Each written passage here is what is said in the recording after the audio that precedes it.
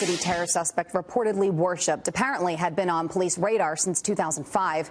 NYPD officers were conducting an anti-terror surveillance operation for over a decade. That was eventually shut down by Democrats and liberal activists. Here to react is security analyst David Katz. David, thank you for joining us this morning. Do you think that these places should be surveilled? Without question.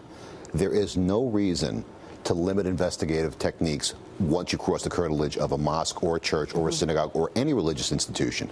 The best parallel I can think about is, would progressives and liberals complain if the Church of the Creator, Matthew Hale's place, if they were under surveillance, which they were, with undercover operatives inside? No one would complain about that. In this case, what happened with this limitation placed on surveillance, you've allowed a safe haven where you can't touch it. You can't go in, you can't send informants in. So that is insane. That's got to stop. It makes no logical sense. You know, one of the headlines from NBC News on Tuesday night was Muslim Americans again brace for backlash after New York attack. And they're saying again because, you know, the surveillance was going on for about a decade and that was put to an end.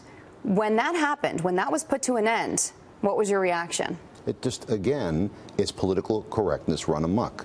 Why? There's no constitutional prohibition against conducting an investigation. If your investigation leads you to believe that you have individuals meeting at a particular house of worship and they are either discussing attacks or being radicalized, what is the issue? What is the problem with sending in anyone, undercover operatives or agents, to at least see what's going on? A lot of people would argue. Now, there are innocent civilians who every day are going into these places of worship, going into these mosques, and they're just, you know, trying to go about their daily life. Why should they be surveilled? Your reaction to a statement like that?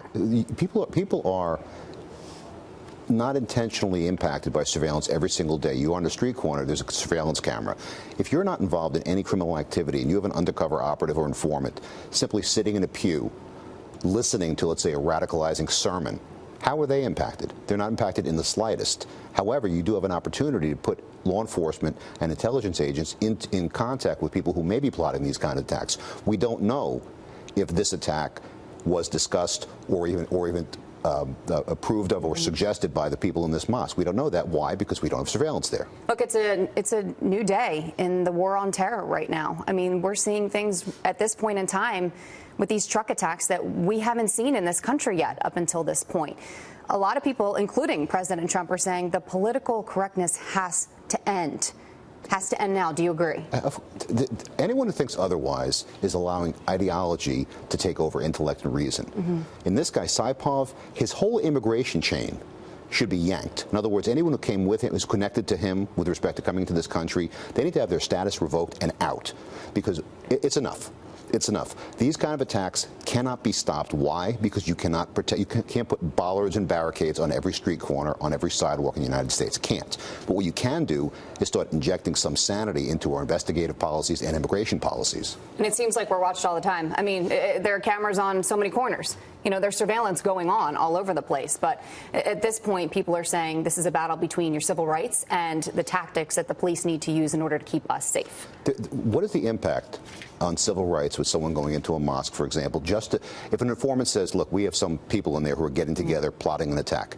How is that an impact negatively on your civil rights? Yeah, well, it's a question a lot of people are asking at this point. David, thank you very much for joining us this morning. My pleasure.